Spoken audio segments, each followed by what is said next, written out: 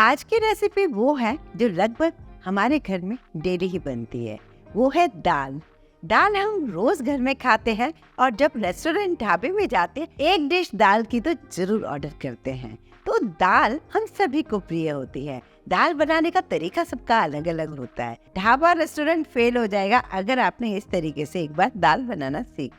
आज दाल बनाने का मेरा तरीका क्या है वो देख लेते हैं। जैसे कि एक कटोरी सबसे पहले मैंने लिया अरहर की दाल, जिसे तुअर दाल भी कहते हैं, और एक कटोरी लिए चना दाल। चना दाल को कई घरों में कम किया जा सकता है पर मेरे यहाँ इसी तरीके से खाते हैं। और 1/4 कटोरी मैंने मसूर की लाल वाली दाल ली है। 1/4 कटोरी मूंग की छिलके वाली दाल ली है। 1/4 कटोरी मैंने लिया है उड़द की दाल, जो कि काली दाल होती है, मतलब साबुत नहीं, टूटी वाली। तो इस तरीके से मैंने 5 दालों का मेल लिया है और सारी दालों को धोकर अच्छे से मुझे भिगाना होगा। आप चाहें तो अगर आपके पास कोई दाल नहीं है या कम ज़्यादा है तो आप अपने हिसाब से एडजस्ट कर सकते हो, कोई प्रॉब्लम नहीं है। अब इन दालों को हम कुकर में बना सकते हैं, पर मेरे घर में ना जब ज़्यादा दालें बनती हैं ना इस टाइप की, तो एक बड़े से बर्तन में मैं बना लेती हूँ, जिससे क्या है कुकर वाली दाल सबको बहुत ज़्यादा अच्छी नहीं लगती है। तो मैंने अक्सर ऐसे हलवाइयों को भी देखा है कि वो लोग चढ़ा देते हैं, एक तरफ वो बनती रहती है, उस दाल का स्वाद कुछ अलग ही होता है। तो आप जैसा चाहें बना सकते हैं। मैं ऐसे भिगा कर ना 1-2 घंटे के लिए रख देती हूँ, जिससे अच्छे से भीग जाएगी तो बिना कुकर के भी बहुत बढ़िया बन जाएगी। दालों को बहुत अच्छे से भिगो दिया है, 2 घंटे करीब हो गए। अब मैं यहाँ पर एक बर्तन में पहले पानी डाल रही हूँ। जैसे दाल का करीब 3 गुना पानी हमें डालना चाहिए। मान के चलिए एक बड़ा सा कटोरा एक दाल का है तो आप 3 कटोरे करीब उसके पानी डाल दीजिए। पानी पहले ही ज्यादा अच्छे से होता है ना तो बहुत बढ़िया रहता है। बाद में जब हम पानी थोड़ा थोड़ा करके डालते जाते हैं दाल का स्वाद इतना ज्यादा अच्छा नहीं आता है। दाल चाहे आप बाटी के साथ बनाओ या पचमेल दाल आप चावल के साथ बनाओ, नान के साथ, कुलचे के साथ बनाओ या किसी के साथ भी बनाओ, लेकिन बनाइए इस तरीके से। बहुत छोटी छोटी ट्रिक्स बताऊंगी ढाबों वाली, हलवाइयों वाली, जो आपको बेहद अच्छी लगेंगी। अब दाल के लिए मैंने पानी तो रख दिया, तब तक मैं थोड़ी तैयारी कर लेती हूँ। बारीक प्याज काट लेती हूँ, 2 लहसुन 8-10 कलियां हैं, उन्हें भी बारीक काटेंगे। हरी मिर्चों को मैंने लंबाई में कट कर लिया है, अदरक को भी लंबाई में कट करूंगी, लेकिन वो सारी चीजें कब कौन सी चीज लगेगी ये मैं बाद में बताऊंगी। इधर में पानी गर्म हो गया है, मैंने दाल डाल दी है। दाल में अभी नमक हल्दी नहीं डालना है, बस उसमें उबलने देना है दाल को। पहले जैसे ही दाल उबलने लगेगी आप देखेंगे ऊपर से काफी सारी झाग आ जाएगी। जब ये झाग आ जाती है ना तो इस झाग को निकालना बहुत जरूरी होता है। इसी से दाल का स्वाद भी होता है और हेल्थ के लिए भी ये दाल बहुत अच्छी होती है। मैंने बताया ना, ये छोटी छोटी जो ट्रिक्स होती है ना, इस तरीके से बारीकी से बनाते हैं किसी चीज को तो स्वाद भी उतना ही ज्यादा अच्छा आता है। कुकर में हम दाल का झाग भी नहीं निकाल पाते कई बार, तो इस तरीके से मैंने पूरी झाग दाल की निकाल दी है। अब बारी आती है, इसमें 3 चीजें डालेंगे। पहले तो नमक डालेंगे, नमक स्वाद अनुसार डाल दीजिए। दूसरी चीज हल्दी डाल दीजिए। तीसरी चीज ना इसमें 1 छोटा चम्मच 1/4 टीस्पून डाल दीजिए हींग। हींग पानी में भी डालिए और हींग का तड़का बाद में भी लगेगा। 2 बार जब इसमें हींग डलता है तो स्वाद भी बहुत बढ़िया आता है। और अब आप इसे स्लो गैस पर ढक दीजिए और इसे ना उबलने दीजिए। और इधर टमाटर, प्याज, हरी मिर्च, अदरक सारी चीजों को मैं कट कर लेती हूँ। एक और बात, आप चाहे तो प्याज लहसुन को स्किप कर सकते हो, कई घरों में नहीं खाते, कई घरों में खाते हैं, ये चॉइस आपकी है। लहसुन को मैंने कूट लिया है और बाकी चीजों को कट कर लिया है। और एक छोटी सी बात बताती हूँ जो कि मैंने घर में अपने सीखी है। जब भी दाल हम बिना कुकर के बनाते हैं ना तो हमारे यहाँ कहा जाता है कि स्टील का बर्तन नहीं डालो उसमें, तो दाल अच्छे से पकेगी। अगर आपने स्टील का बर्तन मतलब जैसे करछी या चम्मच डाल दिया तो दाल पकती नहीं है। तो ऐसा आपके यहाँ भी होता है क्या? मुझे कमेंट करके जरूर बताइए। मेरी सासू माँ कहती थी कि इसमें कोई भी जैसे घुटनी या लकड़ी का कोई भी आप डालोगे ना, जैसे चमचा वगैरह, तो वो दाल अच्छे से पकेगी। ऐसा होता था, तो मैं अब अभी भी ऐसा ही करती हूँ। जब भी कुकर में नहीं बनाती हूँ तो उसमें चम्मच वगैरह नहीं डालती हूँ। दाल ऑलमोस्ट 80-90% पक गई है, फिर भी अभी मैं थोड़ी देर और छोड़ देती हूँ उसे पकने के लिए। अब दाल बाटी के लिए साथ में चटनी तो चाहिए ही चाहिए, तो चटनी बनाने की भी साइड से तैयारी कर लेते हैं। खूब सारा हरा धनिया लिया है, उसे साफ करके अच्छे से धो लिया था, बारीक कट भी कर लिया है। अब मैं इसमें और क्या क्या डालने जा रही हूँ वो मैं आपके साथ शेयर करती हूँ। जैसे कि 4 पार्ट अगर धनिया है तो 1 पार्ट मैंने पुदीना डाल दिया है और कम से कम 8 से 10 हरी मिर्चें हैं, 2 से 3 इंच का टुकड़ा अदरक है। ये सब मैं इसके अंदर डाल रही हूँ। अब इसमें डाल रही हूँ थोड़ा सा पानी, पहले इसे थोड़ा सा ग्राइंड कर लेती हूँ। अब बारी आती है इसमें और चीजें डालने की, जैसे कि स्वाद अनुसार नमक और लाल मिर्चों का पाउडर थोड़ा सा डाला है, 1/4 टीस्पून हींग डाल दिया है, 1 से 1.5 चम्मच इसमें डाल देते हैं जीरा, 1 चम्मच चीनी, इसमें मैंने 1 छोटा चम्मच अमचूर भी डाला है। आप चाहें तो उसे स्किप कर सकते हैं या फिर साइट्रिक न डालें तो फिर अमचूर की क्वांटिटी बढ़ा दें। और करीब करीब 3-4 चम्मच भर के मैंने इसमें डाल दिया है बारीक सेव। ये सारी चीजें डालने के बाद इस चटनी को मैं एक बार पीस लेती हूँ। बहुत ही परफेक्ट ये चटनी बन जाती है। खास तौर से बाटी के लिए जब भी आप चटनी बनाएं तो इस तरीके से जरूर बनाइए। ये सीक्रेट जो ये लोग साइट्रिक डालते हैं ना, उससे इस चटनी का बहुत मजा आ जाता है। दाल की कंसिस्टेंसी भी बिल्कुल परफेक्ट है, दोबारा पानी डालने की मुझे जरूरत ही नहीं पड़ी है। अब दाल का हम तड़का बनाने जा रहे हैं, तो उसके लिए मैंने एक पैन रख लिया है जिसमें मैंने यहाँ पर डाला है ऑयल। यहाँ मैं डाल रही हूँ 1 चम्मच जीरा और कुछ मैंने गरम मसाले डाले हैं, जैसे 4-5 लौंग डाले हैं, 1 दालचीनी का टुकड़ा डाल दिया है, काली मिर्च मैंने डाल दी है थोड़ी सी। यहाँ मैं सूखी साबुत लाल मिर्च भी डाल रही हूँ।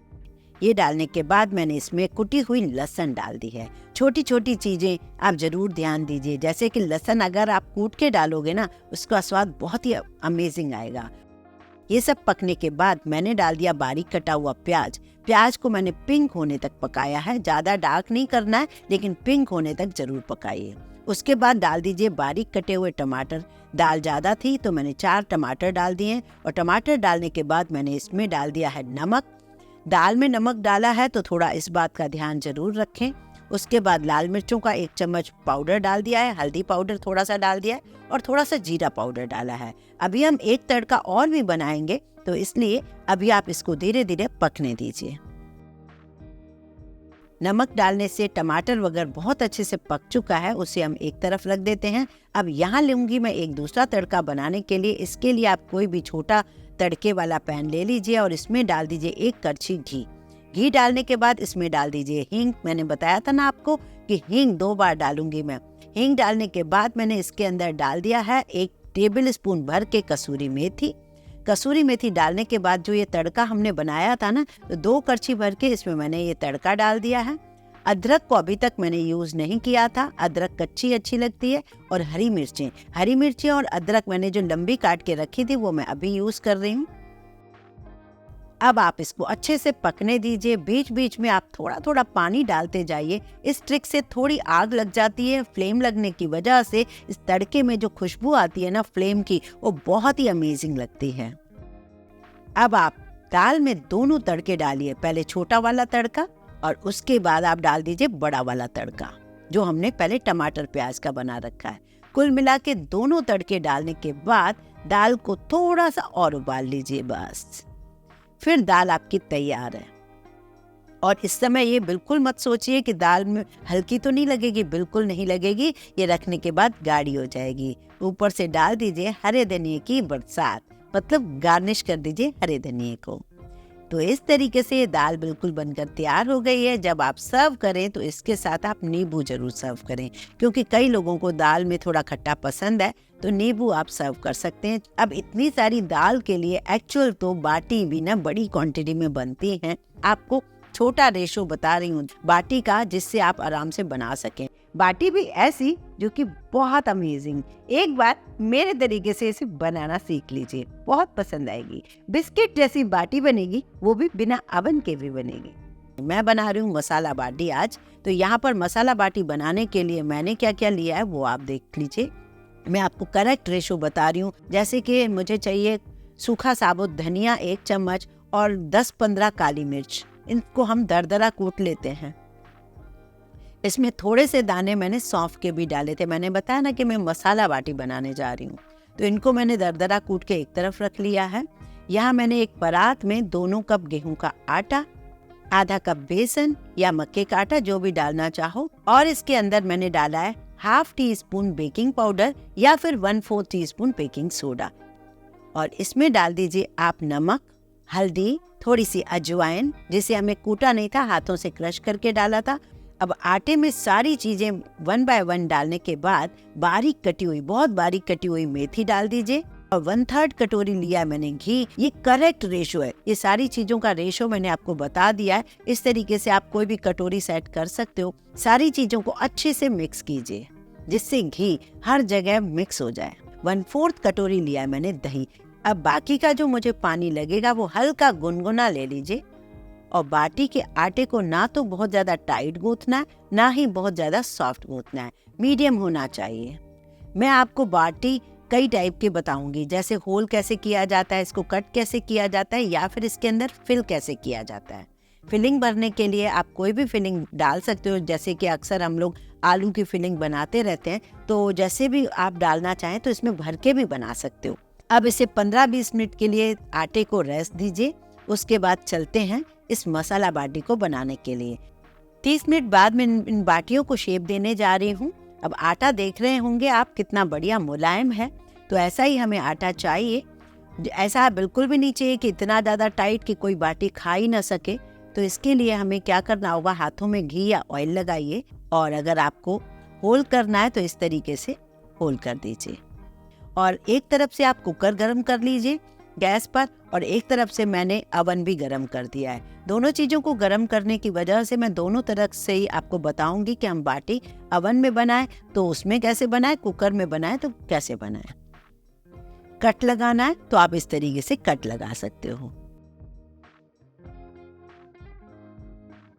और हाँ, इस बाटी में जो फिलिंग डाल रही हूँ ना, अक्सर वही फिलिंग जो हम लोग डोसे के लिए बनाते हैं या मटर आलू की फिलिंग बनाते हैं, वही मेरे पास रखी हुई थी, बहुत सारी बनी हुई। तो मैंने तो बहुत सारी बाटियां बनाई हैं, मैं आपको थोड़ी सी में डाल के दिखा रही हूँ। जैसे हम कचौड़ी वगैरह बनाते हैं तो इस तरीके से आप भर भी सकते हो। ये फिलिंग डालने से भी बाटी बहुत सॉफ्ट बनती है, बहुत मज़ेदार बनती है। मैं अगर ज़्यादा रेशो की आपको बाटी बताती तो उससे आप परेशान हो जाते। ऐसे छोटे रेशो को आप बिल्कुल अच्छे से बढ़ा सकते हो जितना आपका मन करे। कुकर में मैंने एक जाली रखी है, आप प्लेट भी रख सकते हो। बस उसके ऊपर गर्म होने के बाद आप इस तरीके से बाटियां रखते जाइए। मैंने सारे टाइप की यहाँ भी रखी है और सारे टाइप की मैं सीधी अवन में भी रख रही हूँ। अब आप प्रेशर कुकर की लिड लगा लीजिए, आप सीटी हटा दीजिए और पहले 1 मिनट के लिए फुल गैस रखिए, जैसे कि उसे हीट मिलना शुरू हो जाए। उसके बाद मध्यम आंच पे इसे पकाइए। बिल्कुल इसी तरीके से ही उतनी बाटियां मैंने अवन में भी डाल दी हैं।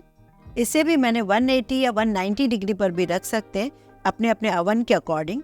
करीब 20-25 मिनट के लिए रख दीजिए। ये देखिए 10 से 15 मिनट हुए हैं अभी बाटी को जो मैंने कुकर में डाली थी, उसका कलर कितना बढ़िया आ रहा है और खिल सी गई है। बिल्कुल ऐसी ही चाहिए और इसी रेशो से आप बनाइए। बस अब वापस से मैं इसे ढक देती हूँ। 10 मिनट और पकाएंगे क्योंकि मुझे चाहिए बहुत ही बढ़िया क्रिस्पी सी बाटी। अवन का भी मैं चेक करवा रही हूँ, ये भी खिल गई हैं। करीब करीब 22 मिनट हो चुके हैं कुकर में जब मैंने पका ली थी, बिल्कुल बिस्किट जैसे ब्राउन हो गई हैं। अब ऊपर से मैं थोड़ा थोड़ा घी लगा रही हूँ। भले ही जरूरी नहीं है आप घी में डुबो कर खाइए, बस ऐसे भी खाएंगे ना तब भी बहुत बढ़िया बनेंगी। आप देखिए नीचे भी ऊपर भी इतनी बढ़िया से किए है ना। मैं तो सच्ची कहती हूँ ना, अवन से भी अच्छी चीजें कुकर में और कढ़ाइयों में बहुत बढ़िया बन सकती हैं। और कुकर ऐसी चीज है हमारे घर में होता ही है। और नीचे जाली रखेंगे ना तो नीचे भी जो इम्प्रेशन आता है ना जालियों का, वो भी बहुत सुंदर लगता है। तो अब देखिए, अब आप घी में डुबाए ना डुबाएं कोई ज़रूरत नहीं। डुबा के तो मैं दिखाऊंगी, लेकिन ज़रूरत बिल्कुल भी नहीं है क्योंकि आप ऐसे ही खाइए। आजकल ना बाटी लोग इसलिए नहीं खाते क्योंकि घी की वजह से। अंदर घी डालिए लेकिन ऊपर से ज़रूरत नहीं है आपको डालने की। ये देखिए दाल की भी कंसिस्टेंसी कितनी परफेक्ट है, आप देख लीजिए। तो आपको दाल भी ऐसे 1/4 पार्ट बनाना है तो उस हिसाब से कम करते जाइए अपने हिसाब से। और बाटी को अगर घी में डुबोना है तो गरम किया हुआ थोड़ा सा घी लीजिए और इस तरीके से डुबोते जाइए। मेरे यहाँ तो कई बार कोई तामझाम के बिना ही सिर्फ ये दाल और बाटी को बनाया जाता है। कोई बहुत ज्यादा घी की जरूरत नहीं, बस दाल बाटी और चटनी से ही सबको मजा आ जाता है। और हाँ, यहाँ पर मैंने छाछ बनाई थी, बिल्कुल पतली, कड़ी नहीं बनाई थी, छाछ बना दी थी। आपको ये दाल बाटी कैसी लगी मुझे कमेंट करके ज़रूर बताइए। और हाँ, इसके साथ चूरमा बनाया है, वो मैं आपको कल वीडियो दूंगी। अब मैं आपको अवन की भी दिखा देती हूँ फटाफट से, वो भी निकाल कर। वो भी बहुत ही बढ़िया सिकी है। चॉइस आपकी है, आपको किस में बनानी है। मतलब जरा सी भी हमें ज़रूरत नहीं है, अगर हमारे यहाँ अवन नहीं है तो हम सोचें कि यार कैसे बनाएंगे, बिल्कुल नहीं, आप कुकर में बनाइए। मेरे को सबसे ज़्यादा अच्छा रिजल्ट कुकर का आता है। तो जब कभी भी आपको बाटी बनाने का मन हो, अगर आपको ऐसा नहीं लग रहा कि चूरमा वगैरह बनाएं, तो आप बाटी, चटनी, दही, दाल इससे भी बना सकते हो, कोई प्रॉब्लम नहीं, बहुत अच्छी लगती है। ये देखिए बिल्कुल अंदर तक सिकती हैं, बहुत ही बढ़िया लगती हैं। आपका मन करे आप अंदर पनीर फिल कीजिए, आलू की फिलिंग डालिए, जो चॉइस आपकी हो। मैं आपको तोड़ के भी दिखा रही हूँ, ये देखिए क्रैक्स कितने बढ़िया हैं दोनों में ही। वीडियो पसंद आए लाइक जरूर कीजिए, ज़्यादा से ज़्यादा शेयर कीजिए फ्रेंड्स और फैमिली को। और हाँ, मुझे पता है आप सबको मेरा वीडियो पसंद भी आता है, देखते भी हैं, सब्सक्राइब करने में क्यों कंजूसी करते हैं। तो प्लीज़ चैनल को सब्सक्राइब करना बिल्कुल ना भूलें, अगर आप नए आए हैं तो।